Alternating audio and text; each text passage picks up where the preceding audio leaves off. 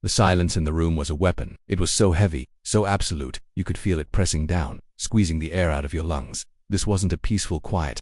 It was the coiled electric stillness that comes right before a lightning strike on the massive video wall. Dozens of faces stared out like stone masks.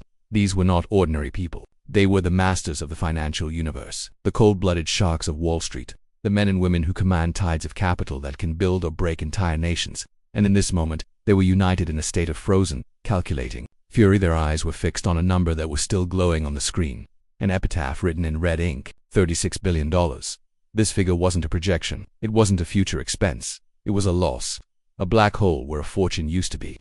A sum larger than the entire annual economy of countries like Iceland or Jamaica. And it had been utterly vaporized. It wasn't just spent. It was incinerated. Burned to digital ash in the furnace of one man's colossal, obsessive ambition. At the epicenter of this financial hurricane stood Mark Zuckerberg. Or rather, his avatar did. A bizarre, simplistic, legless cartoon version of himself, floating serenely in a garish, empty digital landscape. This was the Metaverse. The world he had promised would be the next chapter for humanity. Instead, it had become the most expensive ghost town ever built. He had just concluded a presentation filled with the hollow, meaningless jargon of Silicon Valley. He spoke of long-term vision, synergistic value creation, and a new paradigm of social connection. But his words were a faint whisper against the deafening roar of that one number. The number didn't whisper, it screamed. It screamed of failure on a scale so vast it was difficult for the human mind to even comprehend. Then, through the crushing silence, a single voice cut through the tension. A microphone icon lit up next to one of the stone-faced figures on the screen. It was a man whose name was spoken in hushed, fearful tones in boardrooms across the globe. A predator whose questions could sink stock prices and topple CEOs. His voice, when it came, was chillingly calm, devoid of any emotion, which made it all the more lethal. "Mr. Zuckerberg," he began, letting the name hang in the air for a moment. "We all appreciate a good story. We all enjoy science fiction. But you are not a storyteller today. You are an accountant of the largest bonfire of cash in corporate history. So please, stop the performance. Stop pitching the dream. And explain to the people whose money you have vaporized why you believed you had the right to burn $36 billion on a video game with terrible graphics that absolutely no one wants to play." It was a kill shot, a public execution delivered with surgical precision. It wasn't just a question, it was an indictment.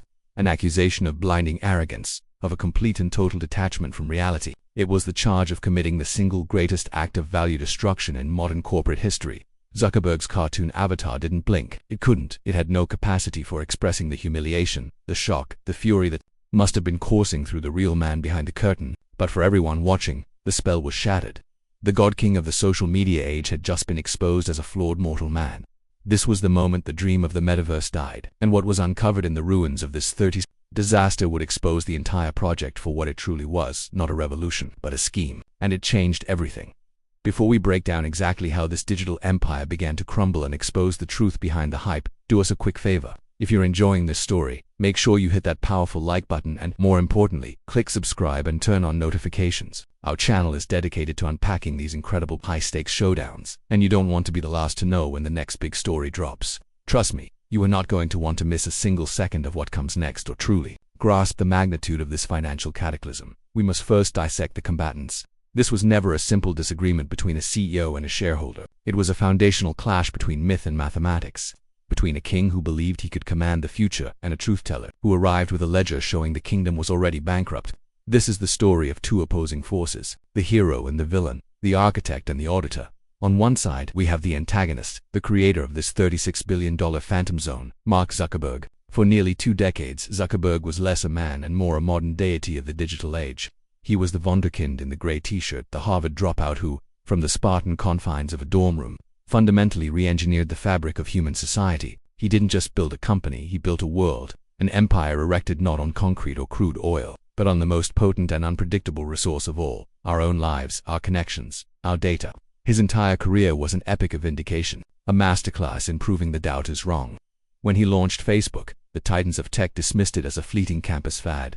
It grew to connect a third of humanity. When he shocked the world by paying a staggering $1 billion for Instagram, a simple photo-sharing app with a handful of employees and zero revenue, the sages of Wall Street openly mocked his recklessness. It turned into one of the most masterful acquisitions of the 21st century.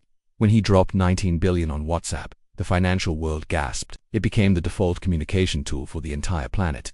This unbroken string of victories forged an impenetrable aura of invincibility around him. It cultivated a powerful narrative. both within the hermetically sealed world of his company and in the culture at large, that Zuckerberg possessed a kind of second sight.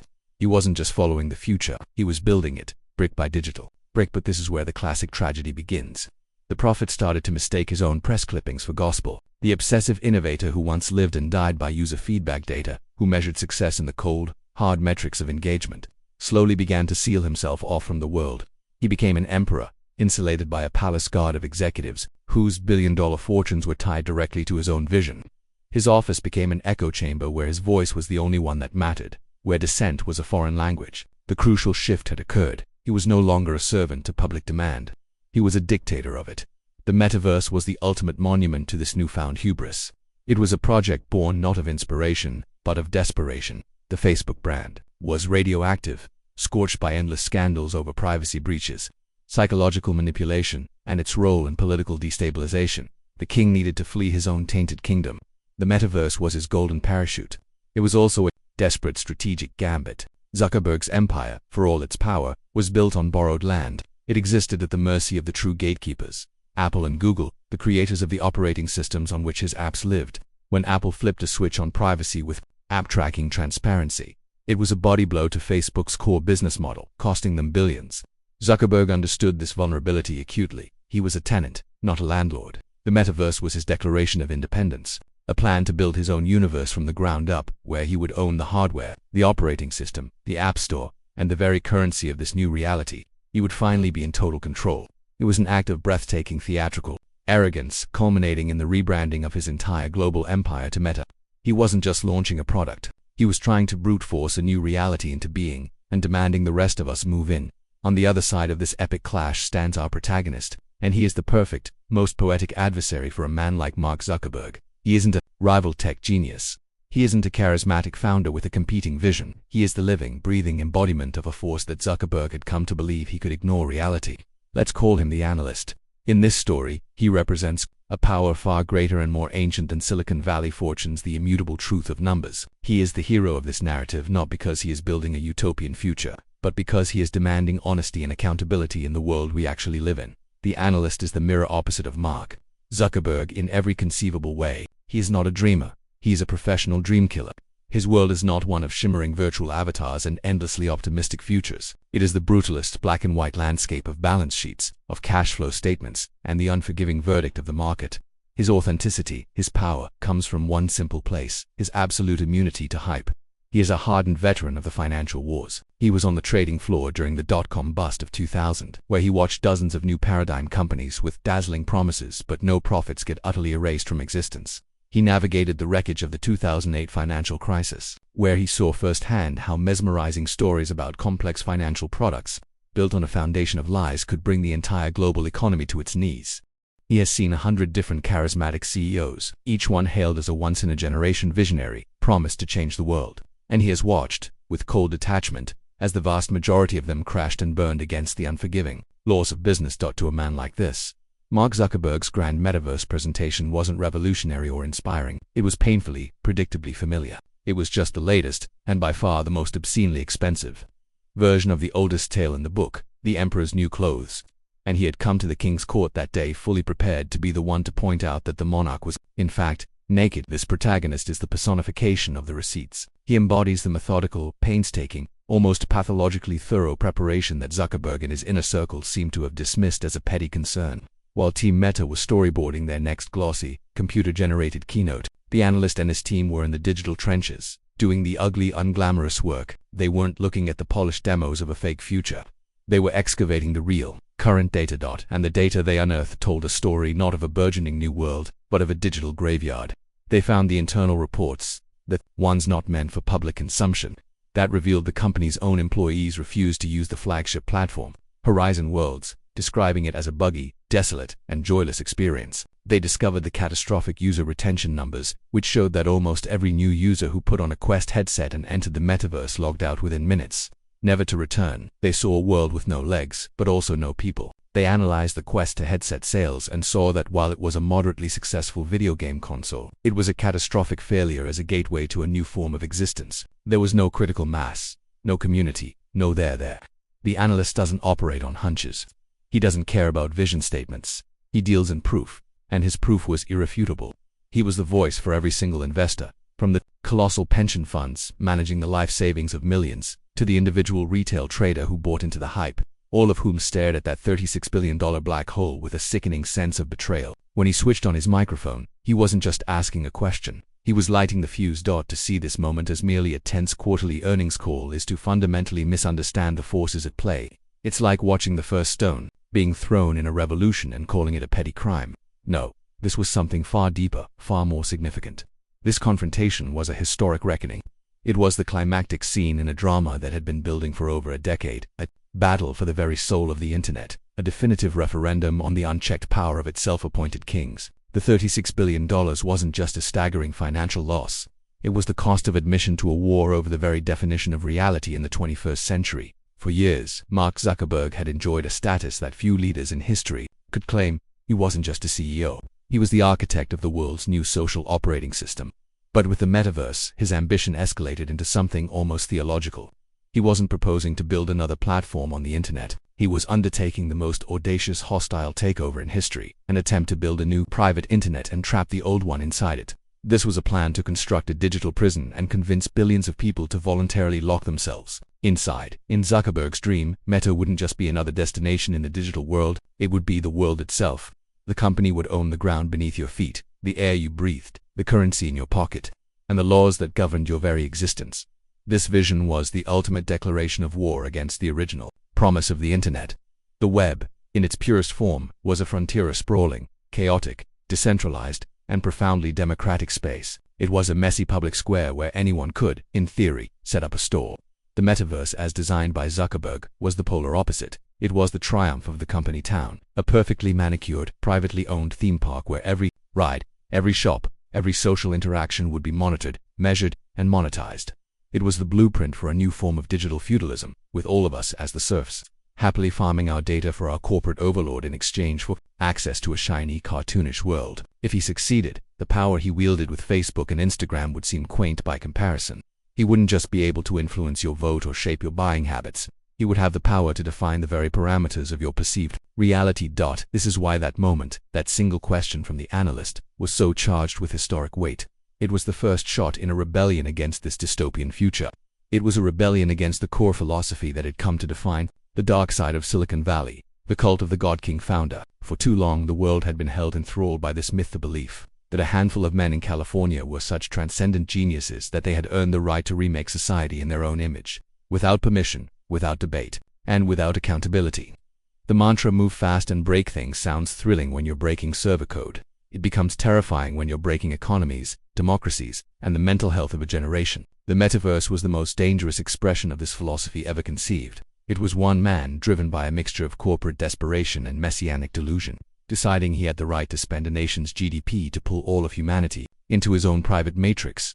The confrontation was the moment the real world finally punched back. It was the point where the harsh, unyielding logic of the marketplace, a world that runs on profit and loss, not on dreams and demos, crashed headfirst into the beautiful, self-serving fantasy that had been so carefully constructed in Menlo Park. For 2 decades, the tech industry had been powered by a special kind of fuel narrative. The story was always more important than the current reality. A company could be losing hundreds of millions of dollars, but as long as it had a charismatic founder and a good story about changing the world, Wall Street would shower it with billions. It was an era of blind faith, a belief that the old rules of business no longer applied to the chosen sons of Silicon Valley. Mark Zuckerberg was the high priest of this religion. His track record gave him a unique license to sell the future, but the $36 billion loss on the metaverse was a number so violently offensively large that it broke the spell. It was a number that could not be explained away by storytelling. It couldn't be wrapped in the language of long-term vision. It was a failure so pure, so absolute, that it collapsed the narrative entirely. This is what made the analyst's question so powerful. It wasn't just an attack on a CEO's strategy. It was an attack on the entire culture of unaccountability that he represented. It was the moment someone finally stood up and pointed out that the magic show was just a series of tricks, and the cost of the ticket was a fortune. This single event sent a seismic shockwave through the entire technology and investment world. Every other CEO who was running a moonshot project, every venture capitalist funding a company with no profits but a big dream, suddenly felt a cold chill. The era of the blank check was over. The confrontation over Meta's spending was a signal from the capital markets, the very heart of the economic system, that the rules were being reinstated. You could no longer simply burn infinite piles of cash in pursuit of a personal obsession while telling your shareholders to be patient. Patience had run out. The market was now demanding something that had become a dirty word in the cult of the visionary founder: proof. This wasn't just a fight over a piece of hardware or a single piece of software. It was a historic rebalancing of power. It was the moment the investors, the true owners of these public companies, began to take back control from the imperial founders who had come to treat shareholder money like it was their own private treasury. The $36 billion represented the pensions of teachers, the life savings of ordinary people, the capital of institutions, all of which had been funneled into a digital sinkhole with no demonstrable return. The showdown was a declaration that this would not stand. The stakes were nothing less than the restoration of accountability to the most powerful industry on earth. It was about whether the future would be dictated by the whims of a few tech billionaires, or shaped by a system of checks and balances where even the most powerful visionaries have to answer for their results. The battle had been joined. The $36 billion question hung in the air, a guillotine poised over the neck of the king. The silence that followed was not one of reverence, but of cold, predatory anticipation. Everyone on that call, every titan of finance, every journalist waiting to write the headline that would define an era, was locked in a state of suspended animation. They were all waiting for the same thing: to see how the emperor would react now that the world had been told he was naked. Mark Zuckerberg's avatar, a soulless vessel of corporate serenity, did not flinch. Its bland, cartoon face remained a perfect mask of unbothered confidence. But behind that digital facade, the gears of the vast, formidable meta-propaganda machine were grinding, struggling to formulate a defense for a direct assault it had never game-planned for. When the response finally came, it was not an answer. It was a redirection, a masterful, and yet profoundly flawed, performance of corporate gaslighting. Zuckerberg, speaking through his digital puppet, began to talk, his voice a river of practiced, placid calm. He refused to even acknowledge the number. $36 billion was not a loss to be accounted for.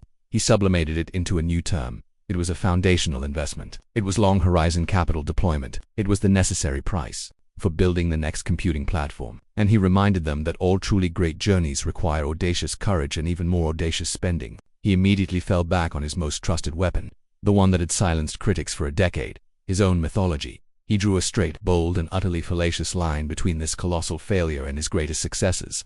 "I understand the skepticism from the market," his avatar said, the tone oozing a kind of weary patience, as if he were a brilliant professor explaining quantum physics to a room of toddlers. "Frankly, it's a familiar skepticism. It's the very same skepticism we faced when we made the decision to acquire Instagram. It's the same skepticism we heard when we invested in WhatsApp.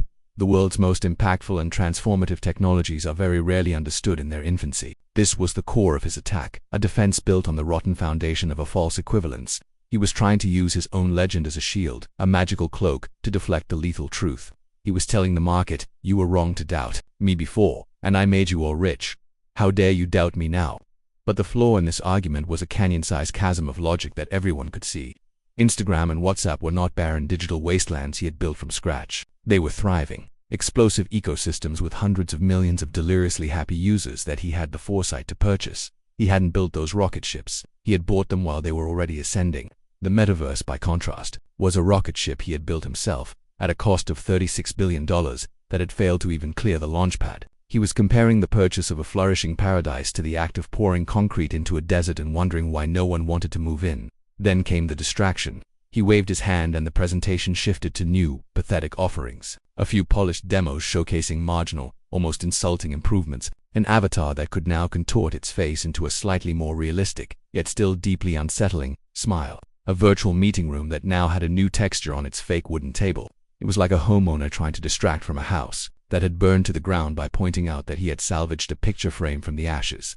He then unleashed a torrent of speculative promises. He spoke of a decentralized creator economy that would bloom, of new frontiers in remote education, of telemedicine and digital co-presence. It was a waterfall of buzzwords, a smokescreen of futuristic jargon designed to paint a vision of a tomorrow so dazzling it would blind everyone to the nightmare of today. He was a general standing in the smoking ruins of a catastrophic defeat, furiously trying to sell his exhausted and broke backers on the glorious plans for the next war. He wasn't having a dialogue. He was broadcasting a commercial, believing that if you just repeated the words future, vision, and long-term enough times, the $36 billion hole in reality would simply cease to exist. It was a desperate, transparent, and, most fatally, a deeply insulting maneuver. And it was the single greatest strategic error he could have possibly made. He had fatally misread the room. He believed he was facing impressionable storytellers who could be dazzled by a futuristic vision. He failed to realize he was facing a killer who had come armed not with an opinion, but with a weapon. And that weapon was mathematics. The performance ended. Zuckerberg's avatar floated in the void, a smug, self-satisfied look baked into its pixelated face. And then, the analyst's microphone icon lit up once more. The sound was a thunderclap in the silent room. What followed was not an argument. It was a dissection, a calm, methodical, and utterly brutal takedown delivered with the chilling precision of a surgeon. The analyst did not raise his voice. He didn't have to. The facts he had brought with him did all the screaming. "Thank you for that presentation, Mr. Zuckerberg," the analyst began, his voice still a placid, emotionless baritone. "It was, as always, a compelling narrative. But since my clients and I are investors, not film critics, perhaps we can dispense with the storytelling and return to the numbers. You've asked us to remember Instagram and WhatsApp. Let's do that." And here came the first strike, aimed directly at the central pillar of Zuckerberg's defense. "You are correct that the market was skeptical of those acquisitions, but you are omitting the most critical fact in your comparison. You did not build Instagram. You bought it. You did not create WhatsApp's user base. You acquired it. Those were thriving ecosystems, built by others, that you had the undeniable genius to purchase at the right time. You have proven yourself to be one of the most brilliant acquirers in corporate history. What this $36 billion hole proves, however, is that you are perhaps one of the most catastrophic builders of a new product from the ground up." The room was frozen. He had just drawn a clear, devastating line between Zuckerberg the shrewd investor and Zuckerberg the failed creator. The legend had been fractured, but the analyst was just getting started. He had come with the receipts. "He speak of a foundational investment for the future," he continued, the pace of his words steady, relentless. "Let's examine that foundation. My team has spent the last 6 months analyzing the real-world data of your metaverse, not the data from your curated press releases. We have sourced internal metrics from your own company. Let's start with user retention, the single most important metric for any platform. Your own data, from a project codenamed Keystone, shows that over 90% of new users who enter your Horizon Worlds platform leave within the first 20 minutes and never ever return. Your foundation isn't just weak, Mr. Zuckerberg. It's a revolving door that leads directly to an exit." He let that sink in. He wasn't quoting a newspaper. He was quoting their own internal project names. He was inside the building. "Now, let's talk about the creators you claim will flock to this new economy. 6 months ago, you boasted that 10,000 creators were building worlds on the platform. Your own developer logs show that today, the number of active weekly builders is less than 900. The creators are not coming. The creators are fleeing. They have found that you have built a grand stage, but you have forgotten to sell any tickets. There is no audience." Every sentence was a perfectly aimed shot. This wasn't anger. This was pure, unadulterated data. He was unwinding Zuckerberg's entire narrative thread by thread, using Meta's own failures as the scissors. "And finally, let's talk about the $36 billion. You call it an investment. I call it the most inefficient capital burn I have witnessed in my 30-year career. Based on the public user data available, your company has spent, to date, more than $100,000 for every single, regular, active user in the metaverse. You haven't built a platform. You've built the most expensive, exclusive, and empty club in human history. So my question is not one of skepticism about the future. It is one of shock about the present." The takedown was not just a series of points. It was an act of public demolition. Each fact was a perfectly calibrated sledgehammer, and the analyst was swinging with the relentless metronomic rhythm of an executioner, knocking down every pillar of the fantasy castle Zuckerberg had so painstakingly constructed. But he had. It saved his most elegant, most poetic, and most lethal weapon for the very end. He was about to turn Mark Zuckerberg's greatest strength, his own legend, to the very knife that would bleed him dry. But the most damning piece of data, Mr. Zuckerberg, the evidence that truly renders this entire project a failure, isn't from our research. The analyst's voice lowered almost to a whisper, creating an intimacy that was far more terrifying than any shout. "It's from you." I want to read a quote from a much younger, much hungrier Mark Zuckerberg, speaking to a group of software developers back in 2005, when Facebook was a rocket ship just beginning its ascent into the stratosphere. He paused, letting the pregnant silence stretch, knowing that he had now captivated every single person on the call. They were no longer spectators. They were a jury, waiting for the final piece of evidence. Then, he delivered the kill shot. "You said, and I quote directly, you can have the most brilliant idea in the world, the most perfect code, the most elegant design, but if you build something that people don't fundamentally want to use, you have built nothing. The users will always be a guide. The users will be your truth." End quote. The silence that followed was different from the ones before. It was the silence of a perfect, undeniable checkmate. The analyst hadn't just used data, he had used scripture. He had just weaponized the pure, authentic gospel of the hungry founder to publicly assassinate the out-of-touch, insulated king he had become. The hypocrisy was now laid bare for the entire world to see. A contradiction so stark and so brutal it was like an open wound on the screen. The boy who had spoken those words had built a trillion-dollar empire on that single, humble principle. The man on the call today had forgotten it entirely. The man who said those words, the analyst continued, his voice no longer that of an inquisitor, but of a historian delivering a final, damning judgment, built a global empire by obsessively, pathologically listening to his users. He lived and died by their clicks, their shares, their time on site. He was a servant to their desires, and in return they made him a king. The man on this call today has built a $36 billion cathedral in his own honor and seems genuinely bewildered that nobody wants to come inside to pray. You have violated your own first and most sacred commandment. You stopped listening. You fired your guide. You decided the truth was no longer what users wanted, but what you were going to tell them they wanted. You stopped serving the user and demanded the user serve you, inside your world, by your rules. This was the final, fatal blow. The attack had now moved from the cold, hard numbers of the balance sheet to the very soul of the company and its founder. He wasn't just criticizing a business strategy anymore. He was delivering a eulogy for the visionary that Mark Zuckerberg once was. He was painting a vivid portrait of a leader who had become so hopelessly lost in the labyrinth of his own mythology, so profoundly insulated within the gilded walls of his echo chamber, that he had become deaf to the one voice that truly mattered, the voice of the real world that had made him a titan in the first place. He let the crushing weight of that final judgment settle into the silence. Then came the verdict, delivered not as a question, but as a pronouncement of fact. Mr. Zuckerberg, this is not a long-term investment. This is not a bold bet on the future. This is a crisis of ego, funded by shareholder money. And the market, he said, and each of the final words landed like a hammer blow on an anvil, will no longer be funding the construction of this monument. The capital is turning off. The era of the blank check, written on the back of past glories, is officially over. The bill for your digital fantasy has finally come due. And with that, he stopped. His work was done. There was nothing more to say.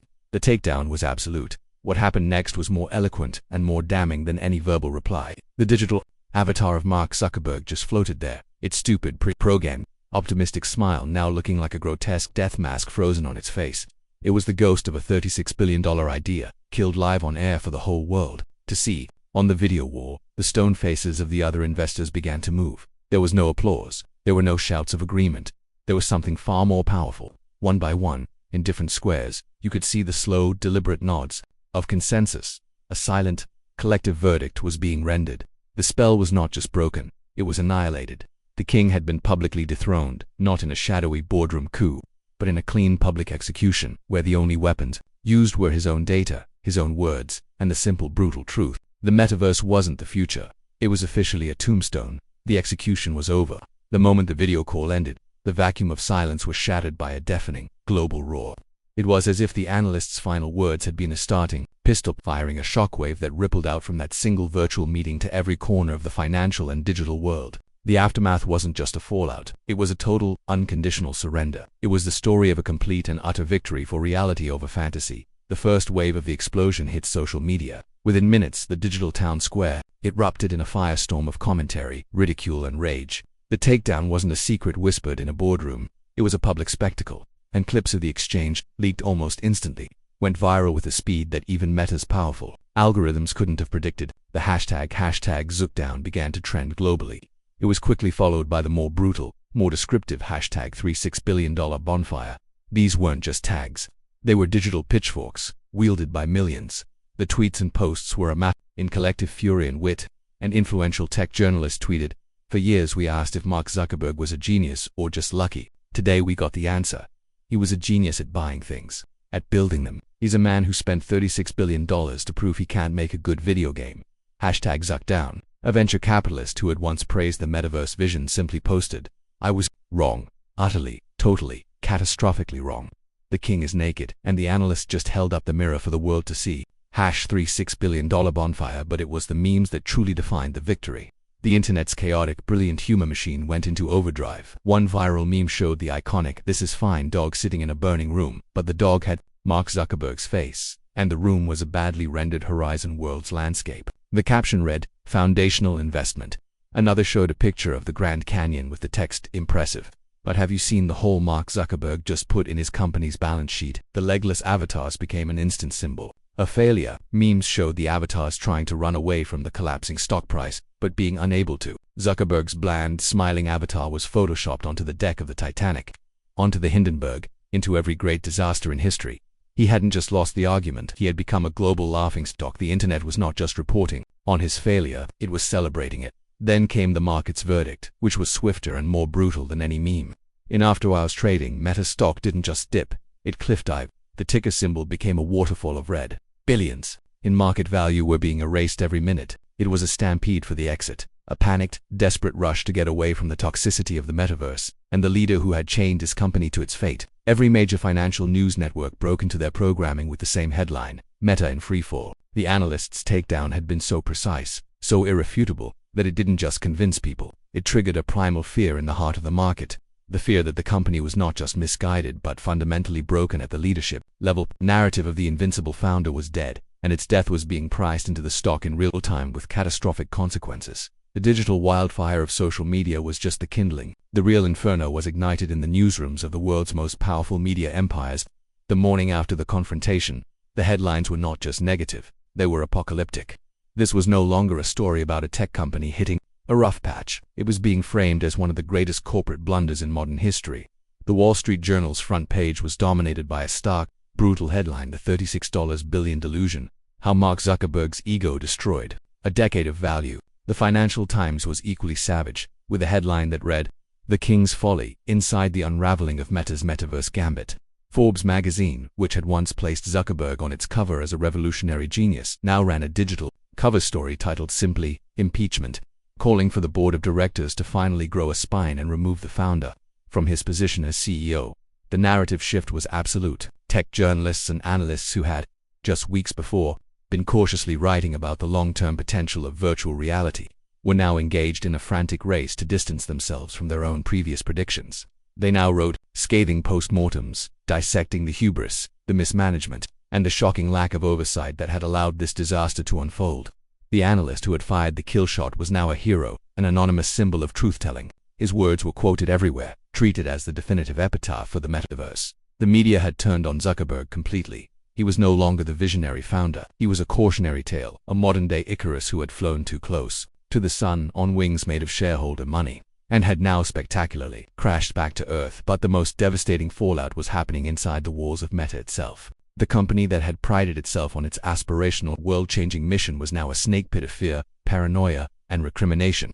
The shockwave from the earnings call hit the company's internal forums like a cluster bomb. Employees who had poured years of their lives into the Metaverse project, believing they were building the future, woke up to discover they had been working on the most expensive failure in history. Their stock options, which represented a huge portion of their compensation and their belief in the company's future, were now worthless. Having evaporated overnight, the mood in the sprawling corporate campuses went from futuristic optimism to funereal gloom. All-hands meetings were hastily called, where a visibly shaken Zuckerberg and his lieutenants tried to calm the panic, but their usual talking points about long-term vision and ignoring the short-term noise were now met with stony silence or, in some cases, openly hostile questions from terrified employees. "How could you let this happen?" One engineer reportedly asked. "You told us we were changing the world, but you just set our life savings on fire." The trust was gone. The faith that had powered the company for 2 decades had been shattered in a single afternoon. A mass exodus began. The most talented engineers, the most brilliant product designers, the very people Meta needed to have any hope of a recovery, began quietly updating their LinkedIn profiles and taking calls from recruiters at Google, Apple, and TikTok. They were fleeing a sinking ship, and its captain was the one who had drilled the holes in the hull. The career of the antagonist did not just crumble, it imploded in spectacular fashion. A supernova of failure that consumed the very myth it was built upon. Mark Zuckerberg, the untouchable hoodie-wearing monarch of the digital age, became a global symbol of hubris brought to justice. The aura of invincibility he had spent 2 decades meticulously crafting was not merely cracked, it was shattered into a million pieces. And the world could now see the deeply flawed man who had been hiding behind the curtain of genius. His authority within his own company, once absolute, evaporated in a matter of days. A flood of leaks, emanating from the highest levels of Meta, painted a chilling portrait of a leader utterly detached from the reality of his situation. He was described as being in a state of enraged denial, storming out of strategy sessions, incapable of comprehending why his most trusted lieutenants could no longer magically spin the catastrophic numbers into a narrative of imminent victory. He couldn't grasp that the spell had been broken, that the words long-term vision no longer held any magical power. For the first time in the company's history, the board of directors, a body of supposed overseers long derided as a glorified rubber stamp for the founders, every whim began to stage a quiet mutiny. Back-channel conversations, which were then strategically leaked to the Wall Street Journal and Bloomberg, revealed that an influential bloc of independent directors was actively exploring pathways to strip him of his absolute power as chairman of the board. This was a corporate earthquake. The move, which would have been considered treasonous and unthinkable just weeks before, was now being openly discussed as a necessary act of survival for the company.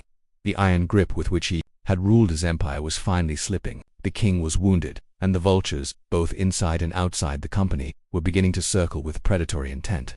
His name was no longer synonymous with the future. It was now a byword for the most expensive personal project in human history. In stunning contrast, the triumph of the protagonist was absolute, a victory that resonated far beyond a single earnings call. The anonymous analyst was elevated from a mere financial expert to the status of a living legend on Wall Street. He was the man who had stared into the eyes of the tech world's most powerful emperor and told him he was naked, and had come with the receipts to prove it. In the trading pits and the encrypted chats of hedge fund managers, he was given a new, reverent nickname, the Oracle of Reality. His firm, once just another respected player in a crowded field, was now inundated with a tidal wave of calls from the world's largest sovereign wealth funds, university endowments, and pension plans. They were all desperate to retain the services of the man who had demonstrated the unique ability to see the cold, hard truth through the impenetrable fog of Silicon Valley hype. His surgical takedown was instantly immortalized. It was transcribed, studied, and disseminated. It began appearing as a required case study in the finance and ethics curricula of the world's most prestigious business schools, Harvard, Wharton, Stanford. It was presented as the ultimate masterclass in how to wield forensic data analysis, not just as a tool for investment, but as a weapon for enforcing corporate accountability. He hadn't just made a good call for his clients and earned them a fortune by shorting Meta stock. He had single-handedly catalyzed a seismic shift in the entire investment landscape. The long, decadent era of funding charismatic founders and their fantastical dreams was over. The era of funding reality, of funding profits, of funding proven products, of funding accountability had begun, and he was its unwilling anonymous figurehead. He had won a war not just for his investors, but for the fundamental principle that in business, the truth of the numbers must always, eventually, triumph over the power of a story. The final definitive nail in the Metaverse's coffin was hammered in 3 weeks after the initial confrontation, and it was hammered in by Mark Zuckerberg himself. After weeks of hemorrhaging his top engineering talent, enduring a stock price that lay on the floor refusing to get up, and facing an open, existential rebellion from his own board of directors, he was finally forced into the ultimate, most humiliating act for a leader of his stature, a public surrender. The capitulation came not in a tearful video address or a somber all-hands meeting, but in the coldest and most sterile form imaginable, a press release. The document, carefully scrubbed of any emotional or apologetic language by a squadron of lawyers and PR strategists, announced a major strategic realignment for the company. It was the most pathetic and transparent corporate euphemism for a total, unconditional, and catastrophic defeat. The press release was a graveyard of broken dreams. It detailed in bloodless financial terms the death of the Metaverse. The company announced it was taking a multi-billion-dollar write-off on assets related to the Reality Labs division, effectively admitting that the vast sums spent had created nothing of lasting value. It announced the official sunsetting of its flagship, platformed Horizon Worlds. The grand digital universe that was supposed to be the next chapter for humanity was being formally downgraded to a niche social gaming experience, a tacit admission that it was, and always had been, just a bad video game. Most painfully, it announced tens of thousands of layoffs, a brutal culling that was aimed squarely at the very division that was supposed to represent the glorious future of the company. The future was being fired. The war was officially over. The Metaverse was dead. The headlines the next day served as the official obituary, written with the triumphant cruelty that only the media can muster for a fallen giant. Bloomberg's was a simple, brutalist masterpiece. The dream dies. Meta formally abandons its $36 billion failure. The internet, which had been the prosecution, judge, and jury in this saga, now held a gleeful global wake. The top trending hashtag worldwide was #RipMetaverse, one viral tweet which perfectly encapsulated the public mood. Read, "The Metaverse is survived by its creator, Mark Zuckerberg, and a $36 billion hole in the ground. In lieu of flowers, please send a basic calculator to the Meta board of directors." #Zooped on. The protagonist's victory was no longer just a narrative win or a stock market call. It was now a concrete, quantifiable, and irreversible business reality. The saga closed with an image of perfect, poetic justice. A leaked internal memo, written by Zuckerberg to his remaining shell-shocked employees, was published in its entirety. By The Verge. In it, he desperately attempted to spin the colossal, empire-shaking failure as a valuable learning experience, a necessary and noble wound sustained on the long, arduous road of innovation. "We took a bold swing," he wrote, "and while the outcome wasn't what we ultimately envisioned, we have learned things that will make this company stronger for the future." But the world was no longer listening to his stories. The memo was universally mocked, screenshot, and ridiculed as the pathetic, self-serving ramblings of a defeated and delusional leader trying to rewrite the history of his own ruin. The aftermath was complete. The hero had won by speaking the truth. The villain had lost everything by becoming a prisoner of his own lies. And the $36 billion digital ghost town he had tried to build was finally, officially, abandoned, left to be reclaimed by the silent, encroaching weeds of the real world. So when the smoke from this $36 billion funeral pyre finally clears, what are we left with? When the viral hashtags have faded and the stock chart has flatlined, what is the enduring moral of this spectacular financial apocalypse? Because this was never really a story about virtual reality headsets, clumsy avatars, or the next frontier of the internet. It was a timeless, violent, and deeply instructive fable about the three immutable forces that govern all great rises and all great falls: authenticity, preparation, and finally, justice.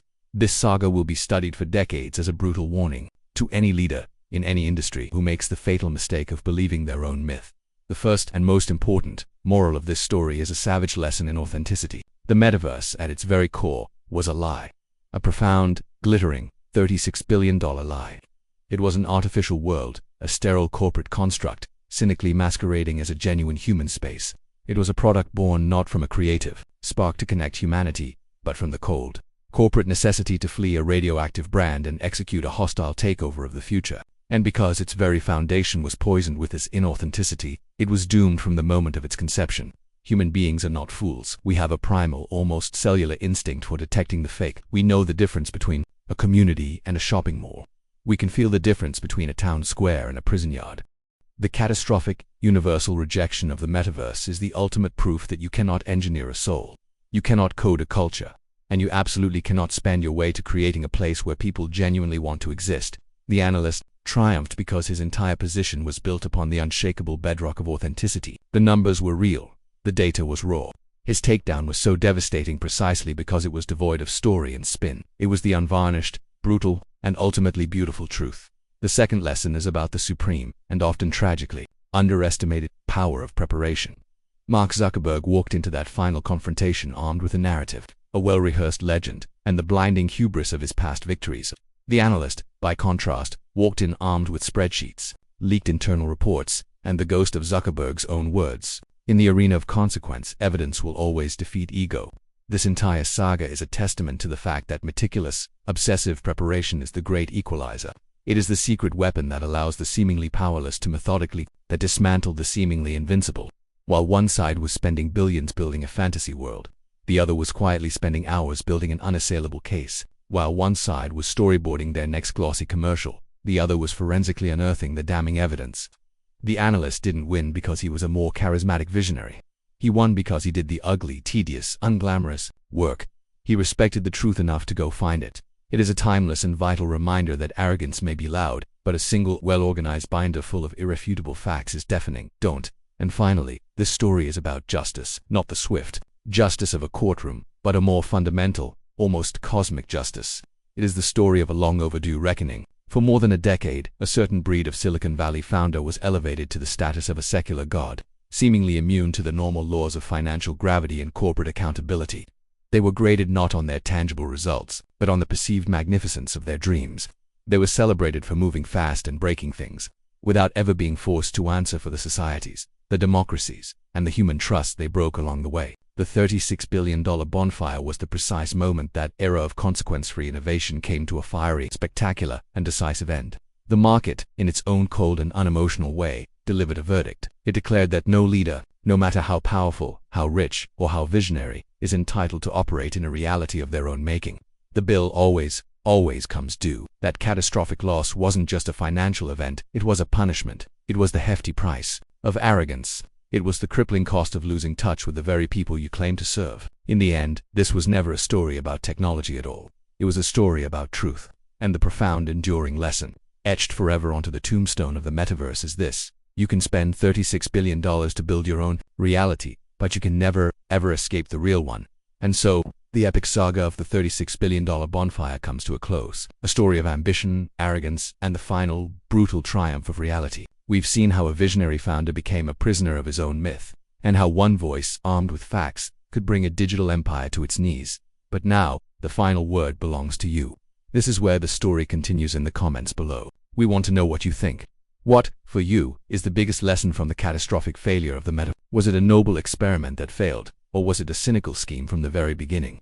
If you found this breakdown compelling, please do 3 things for us. Hit that like button, share this video with someone who needs to see it, and most importantly, make sure you are subscribed to the channel with all notifications turned on. Because what you just watched was the story of market justice. A $36 billion failure was punished. But what happens when the failure is so that big it breaks the entire world? What happens when the men responsible don't just lose money, but walk away free? If you think this story was a high-stakes showdown, you haven't seen anything yet. That's why our next investigation is one you absolutely cannot afford to miss. It's called Who Killed Lehman Brothers? We take you inside the locked rooms and the secret late-night phone calls where, in September 2008, Wall Street committed a cold-blooded takedown of one of its own. We reveal the ultimate betrayals that led to the collapse and ignited the global financial crisis. It's the complete story of how one man's staggering hubris, CEO Richard Fuld, collided with the cold, hard reality of a system fighting for its own survival. We break down the final fatal decision made by Treasury Secretary Hank Paulson and Fed Chairman Ben Bernanke that changed the world forever. Was it a necessary evil, or the greatest financial blunder of the 21st century? And why did not a single person ever go to jail? The link is on your screen and in the description below. Click it, watch it, and prepare to be furious. And if you think that's the ultimate injustice, then you need to see what Wall Street is doing today. Our upcoming investigation, the ESG scandal exposed, reveals how the world's largest asset manager, BlackRock, is secretly using your retirement money to push a political agenda and re-engineer society. This is the fight for the future of capitalism, and it's happening right now. Subscribe, and don't miss it.